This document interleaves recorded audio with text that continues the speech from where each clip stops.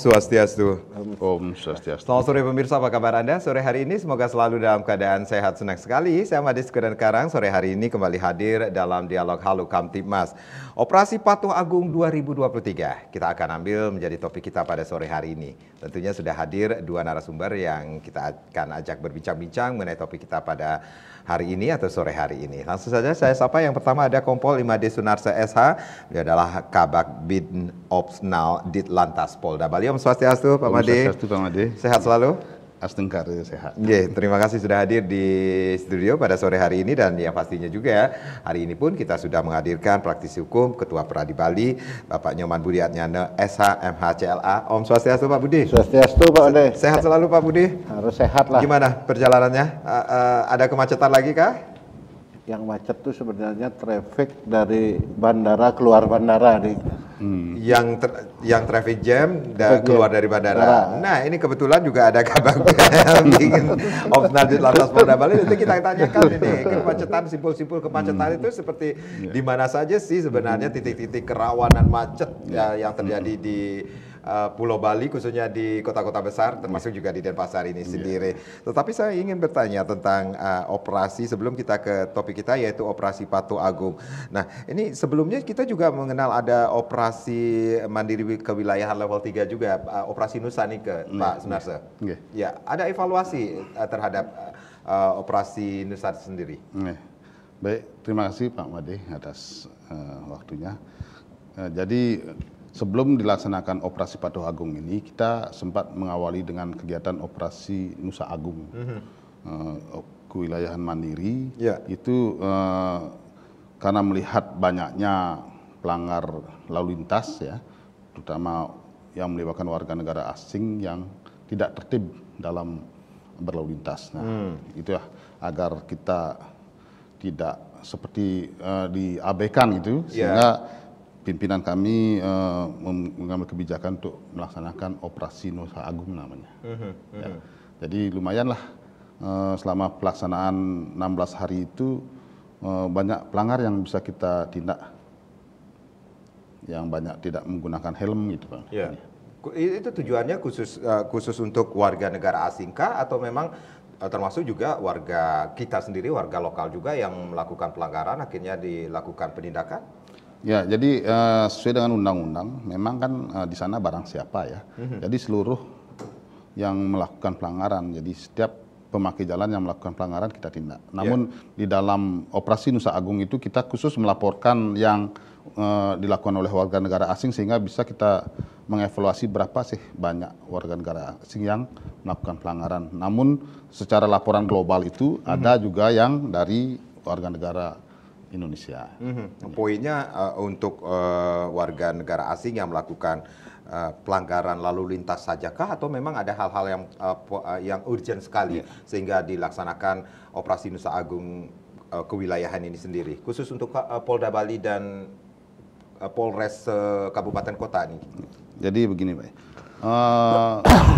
Operasi Nusa Agung ini memang kewilayahan mandiri yang dilaksanakan oleh Polda Bali beserta jajaran semua Polres, di mana untuk Bali kan kita ketahui bahwa semua menjadi kunjungan orang asing. Jadi kami melaksanakan serentak ke seluruh Bali. Tujuannya seperti apa, Pak? Tujuannya untuk menertibkan kepada warga negara asing yang datang ke Bali ini, biar mentaati aturan-aturan yang ada di Indonesia gitu. Umumnya kan, khususnya di Bali. Jadi di samping pelanggaran lalu lintas, kita juga ada Satgas Penegakan Hukum yang membidangi tentang tata susila. Kan kita juga pernah melihat viral itu ada warga negara yang asing yang di tempat-tempat suci atau di jalan yang tidak pakai pakaian gitu, yang bisa dikatakan ini bertentangan dengan norma-norma kesusilaan, kesopanan, seperti itu kan? Ya, itu. Jadi ada Satgas yang di bidang menangani norma kesusilaan, kemudian yang di Satgas kami, Satgas UKL 1 itu yang menangani di bidang pelanggaran lalu lintas. Gitu. Cukup banyakkah pelanggaran yang dilakukan oleh warga negara asing selama pelaksanaan Operasi Nusa Agung ini sendiri, Pak Sunarsa? Selama Operasi Nusa Agung lumayan yang kita dapat tindak. Lumayan dalam kategori banyak sekali. Walaupun itu kita laksanakan secara hunting sebenarnya, itu belum stasioner itu. Baik. Karena memang tidak diizinkan melaksanakan penindakan pelanggaran lalu lintas secara stasioner. Jadi walaupun itu hanya hunting sifatnya kita. Apa artinya itu Pak? Hunting itu dalam sendiri, keadaan kita patroli, menemukan pelanggar, langsung kita tindak. Penindakan seperti apa yang dilakukan kepada para warga negara asing yang melakukan pelanggaran tersebut? Ditilang, Pak. Ditilang. Ya. Dan di samping yang dia sebagai pengemudi juga dia akan dibonceng. Nah ini yang kami sayangkan juga, warga kita sendiri yang membonceng orang asing. Kenapa kok dibiarkan mereka tidak memakai helm? Itu kami sempat juga sampaikan kepada rekan-rekan Gojek, Grab itu. Coba Anda berikan edukasi kepada tamu yang Anda bawa ini agar taat aturan. Baik. Ya. Berarti ada personil dari pihak kepolisian yang diterjunkan dalam operasi Nusa Agung itu sendiri, berapa jumlahnya Pak untuk menangani hal-hal yang seharusnya tidak boleh dilakukan oleh warga negara asing, baik warga negara asing maupun warga kita sendiri? Jadi kami melibatkan semua unsur ya, dari lalu lintas, dari Ditpamopid yang kebetulan mereka itu yang sudah menguasai bahasa untuk mendampingi sehingga terjadi komunikasi yang baik dengan pelanggar yang dilaksanakan oleh orang asing. Kemudian dari rekan-rekan reserse, dari rekan-rekan intelijen itu terlibat di dalam operasi. Jadi selama 16 hari itu dilaksanakan operasi Nusa Agung, cukup banyak juga pelanggaran yang didapatkan kemudian yang dilakukan oleh warga negara asing selama berada di Bali, seperti itu. Banyak. Kemudian tujuan poin yang ingin disampaikan di operasi Nusa Agung tersebut seperti apa Pak? Poinnya ya kita mengajak warga negara asing itu agar ikut tertib, menghargailah Bali ini, bahwa mereka itu ingin menikmati berlibur itu biar betul-betul tidak semaunya begitu, sebebas-bebasnya. Ada aturan yang harus diikuti, baik menyangkut norma maupun dalam berlalu lintas. Intinya bisa dikatakan mengajak warga negara asing untuk patuh dengan peraturan yang berlaku. Ya benar. Di negara kita sendiri, khususnya juga di Bali, dan meniadakan pelanggaran bagi warga negara asing yang berlibur ke Bali, seperti itu ya Pak ya. Baik, nanti kita akan lanjutkan lagi Pak Sunarso dan juga Pak Budi di sesi berikutnya. Pemirsa, kami juga masih akan kembali di Halo Kamtibmas bagaimana operasi Patuh Agung 2023, dan yang pastinya nanti kami juga akan mengajak Anda berpartisipasi di 0361 894 8400 dan juga di 0361 894 8401. Sesaat lagi.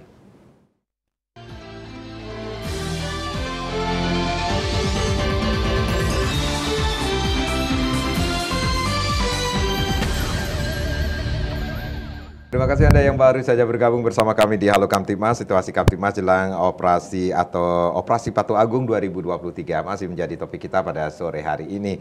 Masih bersama Kompol Imade Sunarso SH, beliau adalah Kabag Bin Opsnal Ditlantas Polda Bali, dan juga ada hari ini kita datangkan praktisi hukum sekaligus Ketua Peradi Bali, Pak Nyoman Budi Adnyana. Tentunya Pak Sunarso, kita kembali ke topik kita yaitu operasi Patuh Agung 2023. Bisa diceritakan Pak, ini kenapa dilakukan atau latar belakang dilaksanakannya operasi Patuh Agung 2023 ini Pak?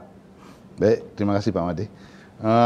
Jadi kami di kepolisian itu ada 5 operasi sebenarnya ya. Kalau operasi Patuh Agung ini biasanya dilaksanakan dalam rangkaian dengan Hari Bayangkara. Jadi Hari Bayangkara kita mengajak masyarakat agar patuh di dalam peraturan berlalu lintas. Kemudian ada juga operasi keselamatan yang sudah kita laksanakan. Itu biasanya kita laksanakan menjelang Idul Fitri. Gitu. Ya, mengajak masyarakat biar taat berlalu lintas sehingga selamat pada saat melaksanakan kegiatan mudik. Kemudian ada operasi Zebra Agung. Untuk di Bali namanya Zebra Agung. Secara umum namanya operasi Zebra ya. Itu kita laksanakan menjelang Natal dan Tahun Baru.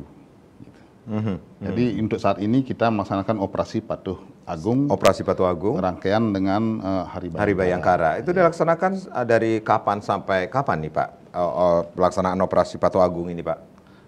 Baik, Pak Made. Jadi operasi Patuh Agung ini dilaksanakan serta seluruh Indonesia ya, dari tanggal 10 Juli sampai dengan tanggal 23 Juli. Itu dilaksanakan selama 14 hari. Selama hampir 2 minggu dilaksanakan operasi Patuh Agung. Itu tujuannya seperti apa, Pak, nantinya? Tujuannya yaitu mengajak masyarakat patuh dan taat berlalu lintas sebagai cerminan moralitas bangsa. Itu kebetulan tema yang diberikan untuk dalam operasi Patuh Agung ini yaitu patuh dan taat berlalu lintas cerminan moralitas bangsa. Patuh dan taat berlalu lintas. Selama 3 hari pelaksanaan ini, sudahkah ada indikasi bahwa ini pelanggaran yang dilakukan oleh masyarakat cukup seperti apa, Pak? Ya, betul sekali Pak Made ya. Jadi ini sekarang ini kan memang eranya mulai sudah pandemi ya, endemi ya. Jadi pengetatan sudah dibuka sehingga masyarakat pengguna jalan itu sudah semakin tinggi, sehingga pelanggaran juga memang betul-betul lumayan tinggi, Pak Ade. Baik. Jadi 3 hari ini hari ketiga ya, 3 hari pelaksanaan. Jadi evaluasi kami yang sudah 2 hari kemarin tanggal 10 dengan tanggal 11 itu sudah menjaring sebanyak 385 pelanggaran. 385 pelanggaran itu di seluruh Bali. Seluruh Bali. Itu angka cukup tinggi kah? Tinggi sekali, Pak. Dibandingkan dengan 2 hari sebelum pelaksanaan operasi, 85 pelanggar yang bisa kita tindak. Di saat 2 hari pelaksanaan operasi ini sudah 385, lumayan tinggi. Hampir ya, naik menjadi 300 pelanggaran. Itu apa yang menjadi latar belakang sehingga mereka melakukan pelanggaran seperti itu, Pak? Nah, alasan mereka? Itulah yang mungkin selama ini merasa dilonggarkan ya, sehingga merasa bebas mereka. Mudah-mudahan ini tidak akan berlanjut gitu ya. Nah, dengan adanya kita melaksanakan penegakan sekarang ini, mudah-mudahan mereka taat gitu. Karena terus terang saja angka kecelakaan lalu lintas di Bali ini cukup tinggi, terutama yang menimbulkan korban fatalitas meninggal dunia. Pelanggaran apa? Iya, pelanggaran apa yang paling tinggi dilakukan, Pak, selama pelaksanaan 3 hari pelaksanaan operasi Patuh Agung ini sendiri, Pak? Dari data yang ada, jadi pelanggaran yang tertinggi itu tidak menggunakan helm, kemudian melanggar marka. Karena itu penyebab kecelakaan yang paling fatal itu. Kalau dirunut dari rentang usia pelanggaran ini sendiri, seperti apa? Dirunut dari rentang usia, rata itu di usia produktif. Usia produktif. Usia produktif ya, dari umur 12 tahun sampai dengan umur 40 tahun itu 12 tahun. Iya, sampai 4. Seharusnya kan tidak boleh menggunakan kendaraan kah 12 tahun harusnya. Bahkan ada 12 tahun seperti itu, Pak. Pelanggaran yang ditemukan di lapangan. Baik. Itu kan mereka belum sewajarnya karena belum cukup umur sehingga belum dapat izin untuk mengemudi ya. Itu yang terjadi. Baik, Pak Budi, apa yang disampaikan dari Pak Sunarso Niki sendiri, evaluasi dari operasi Nusa Agung 2023 yang khususnya ini menyasar warga negara asing ya, agar mematuhi peraturan yang ada di Indonesia, di Bali maksudnya ya, karena ini merupakan operasi mandiri kewilayahan ya, level 3 Niki sendiri. Kemudian aksi-aksi warga negara asing yang selama ini cukup meresahkan juga, yang bertentangan, kalau kita ngomongin tentang bertentangan dengan norma-norma kesusilaan, kesopanan, beberapa kali kita temui. Dan akhirnya 3 hari yang lalu dilakukan operasi Patuh Agung 2023. Pak Budi melihatkah ini ada semacam trigger atau semacam alasan bahwa ini semakin tinggi saja nih pelanggaran-pelanggaran yang didapati di lapangan, seperti itu, Pak? Untuk orang asing maksudnya? Ya, betul. Jadi sebenarnya apa yang dilakukan orang asing itu sebenarnya, kalau pandangan saya lah, itu sudah cukup ekstrim itu. Cukup ekstrim? Karena di negaranya dia tidak melakukan seperti itu. Kenapa dia harus melakukan di Bali? sama aja kan, di negaranya ada hukum, di Bali juga ada hukum itulah. Jadi saya setuju dilakukan tindakan penegakan hukum terhadap mereka. Kan harusnya mereka ketika masuk Indonesia, ketika masuk Bali, kita harus taat sama aturan yang ada. Pak Made coba lihat orang Indonesia atau orang Bali ke Singapura. Ya. Mau ngerokok harus cari tempat tuh. Tempat di pojokan kayak kurungan itu. Baik. Buang sampah tidak boleh sembarangan. Taat kok orang di sana. Baik. Kita pun jadi taat karena didenda. Nah, di kita kenapa mereka selalu bisa seperti itu? Mungkin penegakan hukum yang dilakukan harus lebih keras. Harus lebih keras. Saya setuju kalau pemerintah daerah melakukan tindakan yang lebih keras. Kalau yang kebangetan deportasi aja. Memang Bali butuh wisatawan seperti itu, itulah.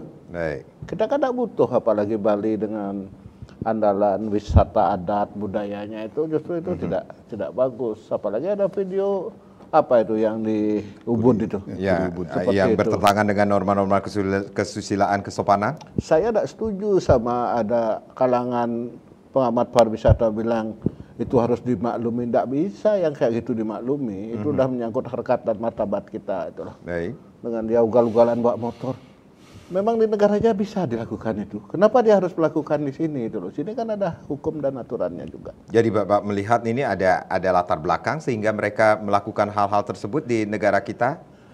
Dia melihat bahwa Bali itu tempat pariwisata sehingga bisa melakukan apapun yang mereka inginkan. Kan seperti itu. Baik. Sementara kita kan inginnya pariwisatanya ya tidak usah pariwisata aneh-aneh seperti itulah. Bawa kendaraan di jembatan yang putus langsung dibuang kendaraannya di sana. Yang kayak gitu kan tidak mencerminkan pariwisata yang bagus lah. Harus dilakukan law enforcement terhadap hal itu. Baik. Nah, kemudian kalau tadi yang disampaikan oleh Pak Kabak bahwa masuk kepada operasi patuh itu. Sebenarnya operasi patuh ini kalau yang kita lihat kan persuasif Pak ya, persuasif lah, permisif kepada mereka-mereka yang melakukan itu. Kalau ini kan sebenarnya dilakukan secara nasional, walaupun namanya beda-beda Pak. Bali namanya Patuh Agung, ada Patuh Lodaya sesuai dengan daerah masing-masing, tetapi esensinya tetap sama. Sehingga apa yang menjadi tugas-tugas teman-teman di kepolisian dalam konteks ini kan mulai untuk membuat masyarakat itu patuh. Yang paling sulit itu kan membuat patuh kalau budaya tidak mendukung untuk patuh kan. Benar nggak itu Pak? Ya betul sekali Pak. Kan ada 3 aspek itu kalau membuat patuh itu. 1, pengendaranya. 2, aparat penegak hukum dalam hal ini polisi lalu lintas. 3, situasi yang ada saat itu.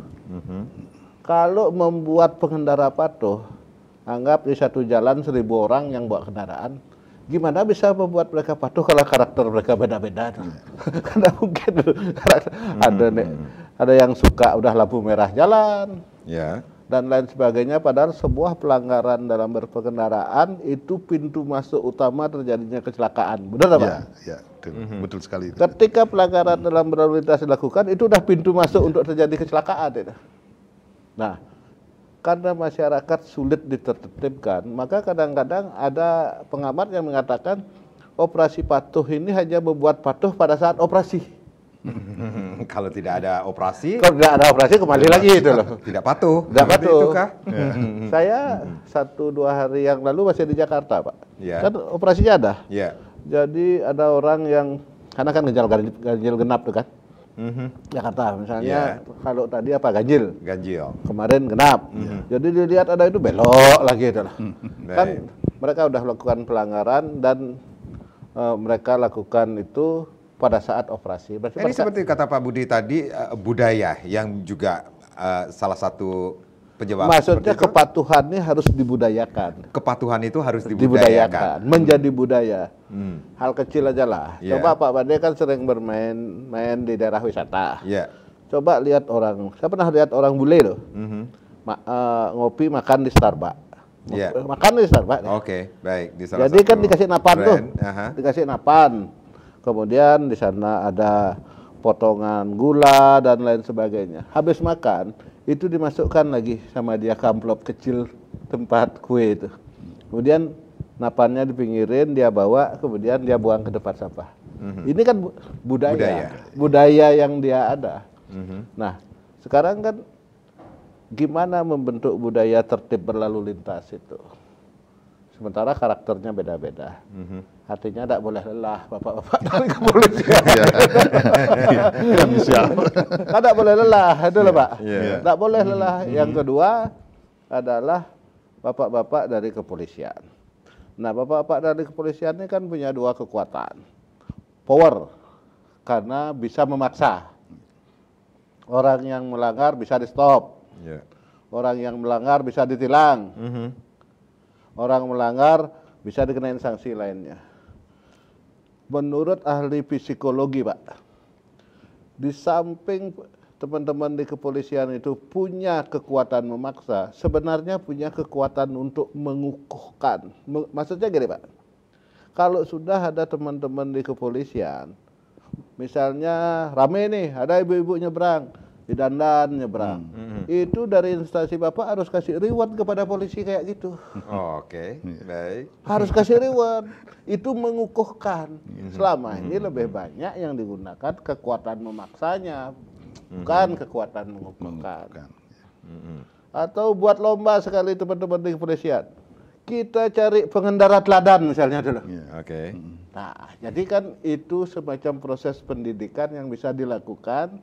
Bagaimana proses untuk menuju kepatuhan berlalu lintas ini ada. Saya setuju kok misalnya sekali waktu Pak Sunarso dikasih reward karena berhasil menekan angka kecelakaan. Baik. Selama ini kan jelas nih, 2021 kecil, 2022 kecil tingkat laka lantas, 2023 besar. Jelas orang 2021 COVID orang jarang keluar, jarang keluar. Betul lah itu Pak? Iya, itu. Nah, tetapi itu kan tidak usah dianggap sedih ketika 2023 banyak pelanggaran. Kan barometer pergerakan ekonomi Pak Made. Iya, baik. Jadi itu hal yang biasa lah. Nah, untuk yang ketiga, tiga aspek agar terjadi kepatuhan selain pengendara, penegakan hukum, yang satunya lagi Pak Budi? Situasi saat itu. Baik. Kalau situasi saat itu menyangkut bagaimana komunikasi antara pelanggar dan yang melanggar. Itu. Kalau nanti itu sesi selanjutnya aja Pak. Baik.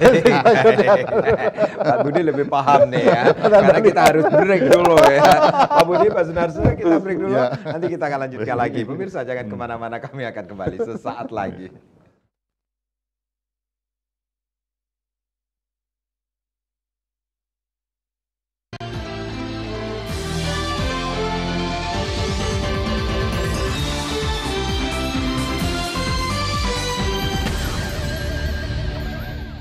Baik, terima kasih Anda yang baru saja bergabung bersama kami di Halo Kamtibmas. Operasi Patuh Agung 2023 yang tentunya sudah dilaksanakan dari tanggal 10 Juli yang akan berakhir pada tanggal 23 Juli 2023 masih menjadi topik kita pada sore hari ini.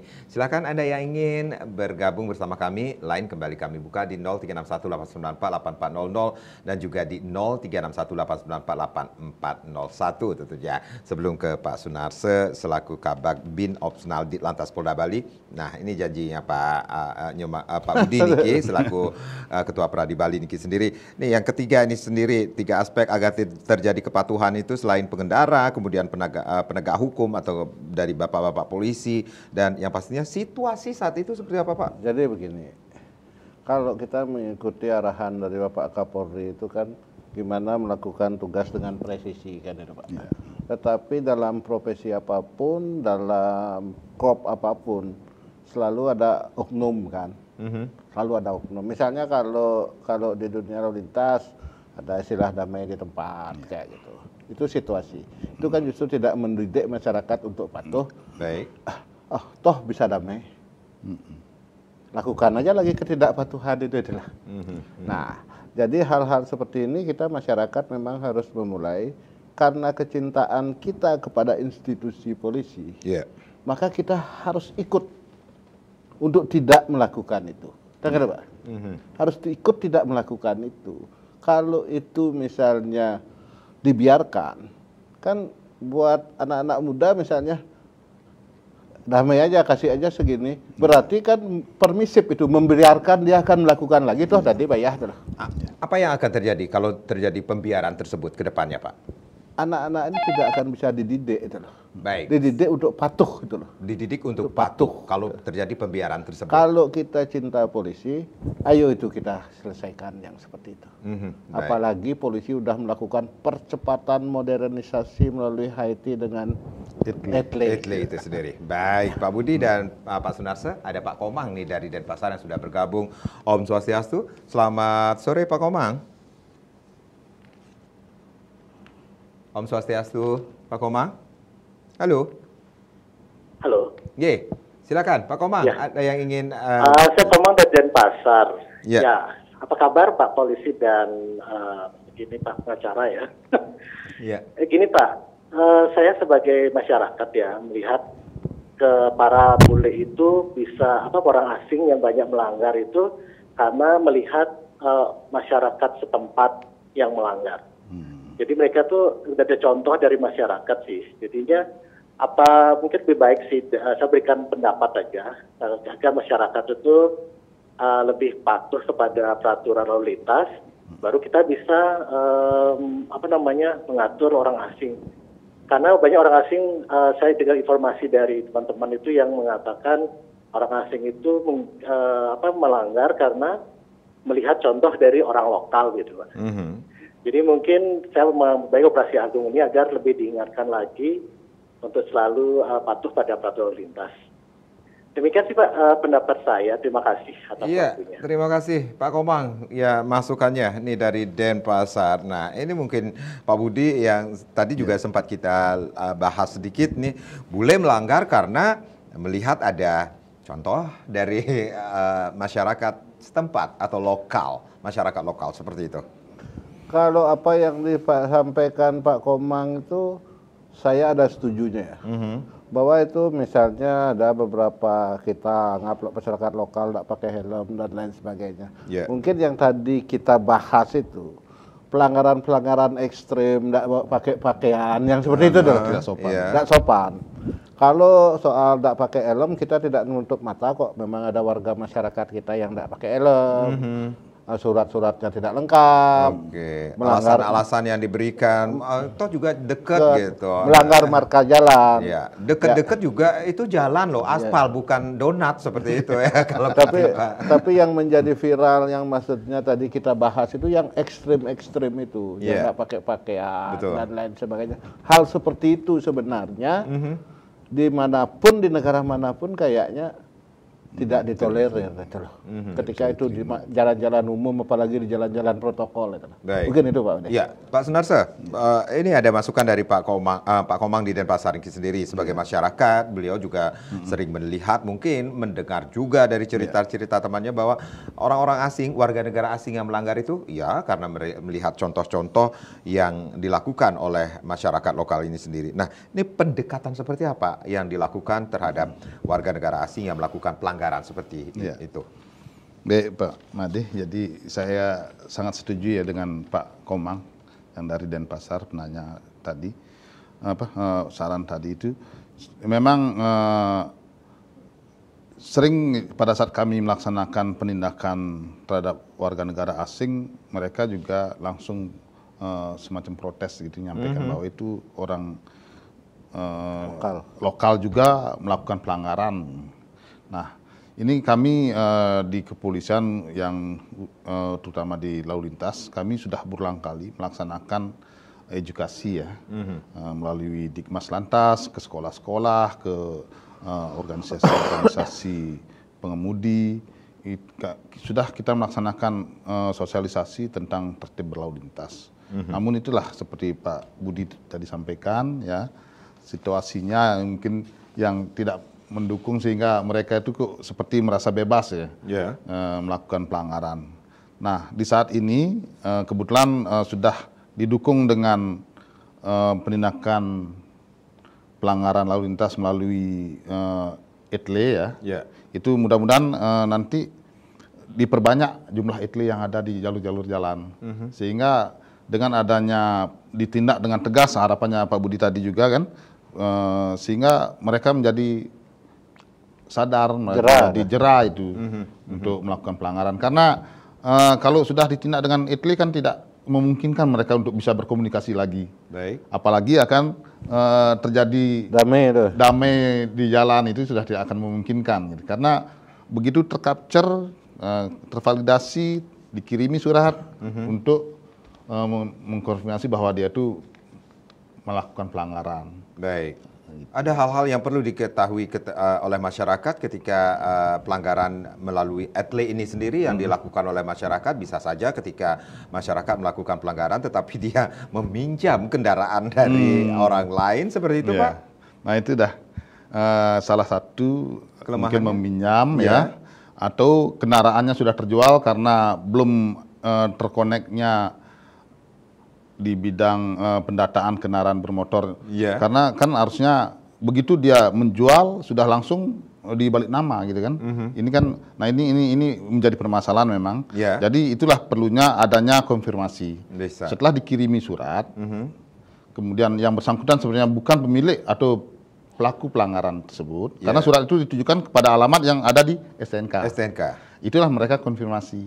Nah setelah dikonfirmasi bahwa itu bukan saya atau itu sudah saya jual, itu kami laksanakan pemblokiran di kantor Samsat. Sehingga pada saat si pelanggar ini akan melakukan transaksi atau pembayaran pajak, ya, nanti di sana akan terlihat. Anda harus menyelesaikan dulu, gitu. Menyelesaikan dulu tilangnya itu. Gitu. Baik. Nah ini yang saya tanyakan ini pendekatan secara seperti apa yang dilakukan terhadap pelanggaran-pelanggaran yang dilakukan oleh warga negara asing, seperti yang mungkin masukan dari Pak Komang dari Denpasar itu, Pak. Ya itulah kami sudah selain itu kan penindakan itu kan di tahap ketiga lah boleh dibilang ya, karena sebenarnya tahap awal kita sudah secara preventif untuk menghilangkan niatnya, kan itu kita sudah melaksanakan penyuluhan-penyuluhan, gitu. Sudah melakukan pendidikan lah di bidang peraturan berlalu lintas.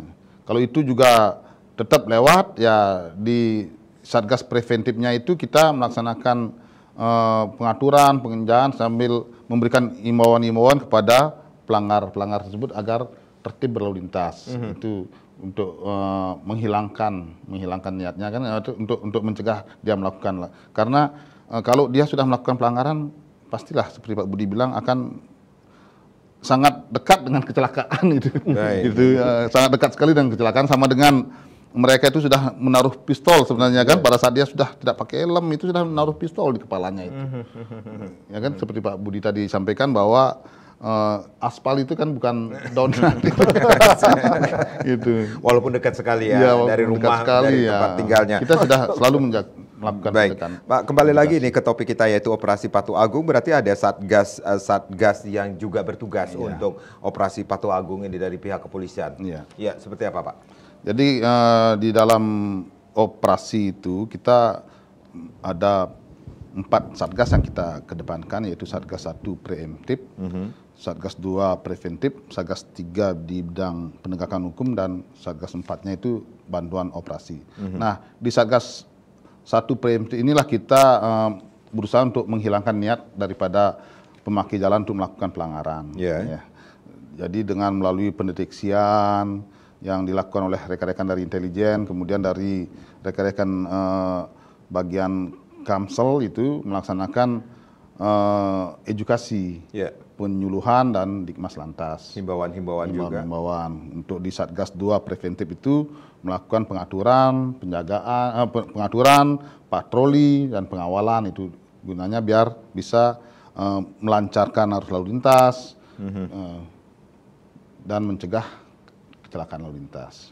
Kalau 2 satgas ini sudah lewat, terpaksa sekali kita harus melakukan penegakan hukum, jadi penindakan baik melalui ETLE maupun tilang yang secara langsung itu. Baik. Ini berarti bisa dikatakan ini bukan hanya sekedar penegakan hukum saja yang dikhususkan pada saat Operasi Patuh Agung 2023 ini sendiri, Pak? Iya. Jadi harapannya memang kan dengan 2 satgas preemptif dengan preventif itu apabila sudah berhasil ya, sehingga kami tidak usahlah sampai tingkat penegakan hukum. Mereka sudah tertib seperti disampaikan Pak Budi. Kalau mereka sudah tertib dengan berlalu lintas, berarti kita tidak usah sampai penegakan hukum. Tapi selama 3 hari pelaksanaan operasi Patuh Agung berarti ada hal yang perlu diketahui, yaitu penegakan hukum sudah dilakukankah kepada masyarakat yang melakukan pelanggaran, Pak? Benar, sudah. Jadi itu yang kami sampaikan tadi. Sudah 385 pelanggar yang kita tindak. Jadi bersinergi itu baik Satgas 1 preventif dengan Gaku itu bersinergi, mereka bergerak sesuai dengan target-target yang dibuat. Ada target tempatnya. Baik. Umpama di mana yang rawan macet, di mana rawan pelanggaran lalu lintas, di mana rawan kecelakaan. Itulah dibuatkanlah sinergi di antara satgas-satgas itu untuk menangani itu gitu.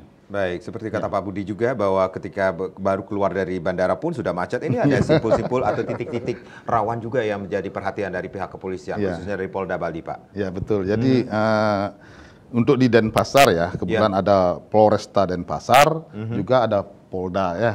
Jadi kami berbagi di sana, kami bagi target tempat lah istilahnya ya.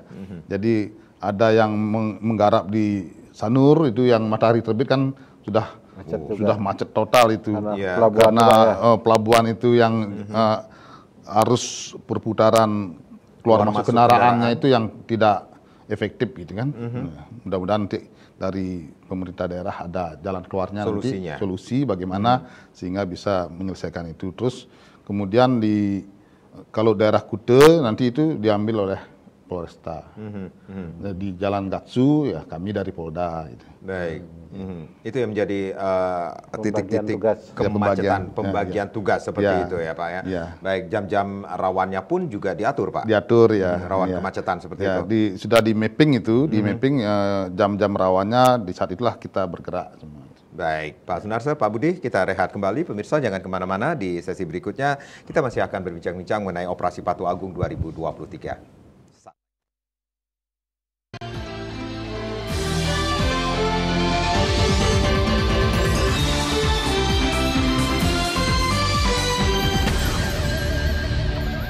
Baik, Operasi Patuh Agung 2023 masih menjadi topik kita pada sore hari ini, masih bersama Kompol Imade Sunarso SH, Kabag Bin Opsnal Ditlantas Polda Bali, dan hari ini pun kita sudah menghadirkan Bapak Budi Adnyana, seorang praktisi hukum sekaligus Ketua Pradi Bali tentunya. Silakan Anda yang ingin bergabung, kembali kami buka line di 0361894800 dan juga di 0361894801 tentunya. Pak Budi, apa yang sudah disampaikan oleh Pak Sunarso Niki sendiri, tahapan-tahapan Patuh Agung ini sendiri ternyata tidak hanya melulu tentang penegakan hukum saja. Ya, jadi kan saya baca secara nasional arahan dari Mabes Polri ya, bahwa ini lebih kepada pendekatan secara persuasif dan preventif lah. Ditegur untuk jangan melanggar, dikasih peringatan, gitu lah. Tapi dengan adanya Operasi Patuh Agung ini kan sebenarnya target yang diharapkan masyarakat itu memang benar-benar bisa patuh kan itu. Tapi kalau membebankan sama polisi aja nggak bisa kayak. Jadi ini bahasa Indonesia patuh ya, bukan bahasa Balinya patuh. Bahasa Bali patuh sama artinya. Sama dengan melakukan pelanggaran. Jadi kalau diserahkan kepada pihak kepolisian aja itu tidak mungkin. Karena apa? Ada 3 pihak di sana. Ada pemerintah, ada teman dari polisi, ada masyarakatnya sendiri. Pak Made kan orang Denpasar. Coba hitung percepatan pembuatan jalan baru dengan percepatan orang beli motor. Jalannya tetap segitu, hanya dilebaran dikit, sementara tiap hari ada motor baru, mobil baru. Nah, itu pun salah satu menjadi penyebab juga.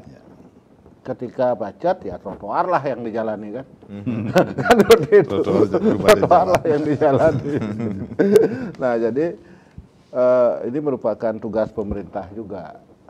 Di samping membuat regulasinya dari Dinas Perhubungan, teman-teman polisi rekayasa lalu lintas seperti apa kan seperti itu Pak ya. Dan juga memang harus disupport untuk bisa dibangun jalan-jalan alternatif sehingga kemacetan di Bali ini bisa diurai dengan baik. Gitu. Nah, setelah teman-teman dari kepolisian sudah berusaha di trek matahari mengatur lalu lintas, kayaknya ada kewajiban Pak ya, semua polisi pagi-pagi ikut ngatur lalu lintas Pak ya. Iya. Bukan Itu hanya sekarang Polantas ya. loh Pak Bade. Iya. Oh ya. Semua unsur diturunkan. Semua unsur diturunkan. Pagi Pak. itu jam berapa tuh Pak? Jam berapa Dari jam jam 7? 6 sampai jam 8. Dari jam 6 sampai jam 8. Itu padat-padatnya masyarakat yang akan beraktivitas, memulai aktivitas. Iya, iya. Masyarakat pasti tidak ngerti, dikira polisi lalu lintas itu. Sebuah anggota polisi jam 6 sampai jam 8 ke kantor baru apel itu loh. Baik. Di sana tugas mereka dulu. Jadi yang mereka kan juga dilengkapi dengan rompi dari jauh kelihatan seperti sama. Iya. Padahal mereka ada atribut lain yang membedakan. Tidak semuanya polisi lalu lintas. Jadi begitu, ya. hampir semua polisi dilibatkan Baik, untuk pengaturan baik. lalu lintas pagi. Jadi mungkin dengan begitu masyarakat juga lebih merasa nyaman, aman dalam beraktivitas nantinya Pak? Merasa Ya, aman harapannya aja kan karena- demikian Iya. ya. Ya. Di samping juga pagi seperti Pak Budi jelaskan, kami juga melaksanakan atensi sore namanya ya. Iya. Karena di sore hari sering juga terjadi kemacetan. Itu kami terjunkan juga personil untuk melakukan pengaturan Pengatur. lalu lintas agar demi lancarnya masyarakat dalam berlalu lintas. Namun, nah itu seperti Pak Budi sudah sampaikan tadi, jumlah kendaraan yang ada dengan penyediaan jalan itu tidak memadai sehingga tetap pasti terjadi kepadatan. Baik, Pak Budi, ini ada yang menarik sekali adalah pelanggaran yang paling tinggi yang dilakukan, bahkan kalau kita berbicara tentang rentang usia yang tidak seharusnya menggunakan kendaraan ikut menjadi pelanggar seperti itu. Apa yang harus dilakukan oleh para orang tua masyarakat terhadap anak-anak mereka yang belum cukup umur untuk melakukan? Ya seperti yang Pak Kabak tadi bilang. Nah ketika memang belum cukup umur, belum punya SIM, dan belum pernah dilatih dengan benar, potensi untuk terjadinya kecelakaan kan pasti akan tinggi Pak. Apalagi di usia-usia 12, 15, itu kan taunya ngegas aja naik kendaraan. Ngegas aja. Bahasanya Pak Budi, ngegas gitu ya. Gaspol aja itu loh. Tahulah kita gimana kegenitan dan keisengan serta sedikit kenakalan anak-anak muda itu. Keingintahuan mereka. Tapi kan resiko mereka melakukan itu tanpa pemahaman tentang rambu-rambu lalu lintas, peraturan lalu lintas, itu kan menjadi bermasalah. Iya. Apalagi sampai dilepas misalnya naik mobil, kok mobil sendiri itu loh. Nah jadi saya melihat bahwa apa yang harus kita lakukan ya, mari kita para orang tua mulai memikirkan jalan keluarnya. Kadang-kadang kita senyum juga, misalnya orang tuanya sibuk nih, suami istri, Ya. anaknya SMP. Anak zaman sekarang kan tidak ada yang tidak les. Ya. Kalau tidak les tidak Tidak ada yang tidak ilmu. les. Nah, kalau anaknya kemudian pulang sekolah les, yang nganter tidak ada, bapaknya masih kerja, ibunya masih kerja, sepertinya entah dengan berat hati atau rela dikasih anaknya bawa motor kan. Baik, padahal belum cukup umur. Belum cukup umur, Ya. itu loh. Nah berarti kan perlu kita samakan persepsi para orang tua gimana menyikapi hal seperti itu. Jadi jangan melulu disalahkan ke Pak Polisi. Terus kalau saya tidak suruh ngantar anak kan tidak kerja saya. Jangan ke arah itu perdebatannya. Kan Bapak polisi mau ngantar gitu. Biar lebih aman sebenarnya ya. Nah itu soal yang di bawah umur. Yang tadi saya cerita soal kemacetan di bandara itu mungkin tren liburan itu Pak Bade. Baik. Tren liburan itu. Karena saya lihat saya dalam seminggu ini 2 kali bolak-balik Jakarta, tiket ke Bali itu habis Pak Bade. Tiket ke Bali dari Jakarta ke Bali, Bali Jakarta habis. Bahkan saya pernah dengar Pak Gubernur sampai tidak dapat tiket. Seorang gubernur nggak dapat tiket ya. Ini kan mau berangkat sama tim ini. Ya. Itu loh. Tapi Pak Gubernur mendahului merelakan itu loh. Itu sudah menjadi barometer gimana pariwisata Bali ini sudah hidup. Baik. Betapa wise-nya Pak Gubernur tidak memaksakan harus berangkat, maju berangkatnya. Pak Bade tidak tahu tuh keluar dari bandara, dari parkiran, menuju traffic light di Patung itu. Di Patung. Bisa 30 menit loh. Oh. Ya. Padahal cuma Bener nggak itu, Pak? Iya, hanya berapa kilo. Saya kan tidak dengar cerita, saya yang mengalami Pak Made. Mungkin saya kalau keluar dari sana itu muter-muter terus Pak, ya. Karena bingung ya, dan tempatnya sudah berubah sekali saat itu. Nah, ini kalau berbicara tentang edukasi, sosialisasi apa yang sudah dilakukan dari pihak kepolisian nih Pak tentang operasi Patuh Agung ini kepada masyarakat Pak? Baik Pak Made, jadi dari Satgas Preemptif itu, jadi sudah melaksanakan sosialisasi ke sekolah-sekolah, baik dari tingkat TK sampai dengan SMA, itu sudah dilaksanakan. Dan kebetulan saat ini juga bersamaan dengan apa istilah MOS ya, MOS anak SMA. Jadi itu sudah dilaksanakan dari tim kami di Satgas Preemptif itu sudah melaksanakan pembinaan di bidang lalu lintas. Baik. Ya. Baik, Pak Budi, ada hal-hal yang perlu diketahui oleh masyarakat yang harus dilakukan oleh masyarakat agar terjadi apa yang bisa dikatakan ini kepatuhan menjadi budaya di masyarakat, khususnya berlalu lintas. Jadi sebenarnya yang berpotensi untuk melakukan pelanggaran seperti yang Pak Kabag bilang itu kan mereka yang usia muda Pak ya. Iya. Saya 12 tahun. Sebenarnya harus bersinergi pemerintah dalam hal ini Dinas Perhubungan dengan teman-teman di kepolisian untuk secara rutin mensosialisasikan itu ke sekolah-sekolah betapa berbahaya dan berisikonya berkendaraan di bawah umur tanpa SIM dan tanpa pemahaman yang benar untuk berlalu lintas. Dan para orang tua pun harus memang mulai care bahwa taruhannya nyawa kok itu di jalan itu. Jangankan ngawur naik motor, kita sudah taat aja bisa diseruduk orang gitu. Bisa dikatakan ketika kita keluar rumah pun sudah harus bisa menjadi apa ya? Sudah menjadi jangan-jangan saya jadi korban dan juga menjadi korban. Itu yang harus dipikirkan oleh masyarakat. Serapi-rapinya Pak Made bawa kendaraan ikut aturan lalu lintas. Kalau yang lain tidak, kita kan jadi korban padahal kita taat berlalu lintas. Nah, jadi harus dimulai dengan ikuti aturan dan jangan melanggar, karena itu pintu masuk kecelakaan itu. Baik, harus patuhi dan tidak melanggar, karena itu bisa menjadi pintu masuk kecelakaan. Itu dong. Baik, Pak Sunarso, apa yang harus diketahui oleh masyarakat atau ada pesan kepada masyarakat dalam operasi Patuh Agung 2023 ini sendiri, Pak? Ya, baik Pak Made, jadi kepada masyarakat Bali khususnya ya, secara umum yang menggunakan jalan di Bali, marilah kita tertib berlalu lintas ya, patuh dan taat di dalam berlalu lintas, karena itu dengan patuh dan tertib kan mencerminkan budaya kita juga, bahwa kita orang berbudaya begitu kan. Mari kita taati peraturan berlalu lintas agar kita terhindar dari kecelakaan lalu lintas. Demikian. Baik, singkat saja ya, patuh dan taati berlalu lintas, kemudian ada etika ketika berlalu lintas, karena itu menuju pintu kecelakaan kita sendiri dan orang lain tentunya. Pak Budi, Pak Sunarso, terima kasih sudah sharing. Mudah-mudahan apa yang kita berbincangkan pada sore hari ini yang pastinya dengan operasi Patuh Agung 2023 dari tanggal 10 sampai 23 Juli ini bisa dikatakan ada goals yang ingin didapatkan, yaitu kepatuhan dari masyarakat dalam berlalu lintas. Saya Made Sukadanegara, terima kasih, kita berjumpa lagi di lain kesempatan. Sampai jumpa. Om Santi Santi Santi Om.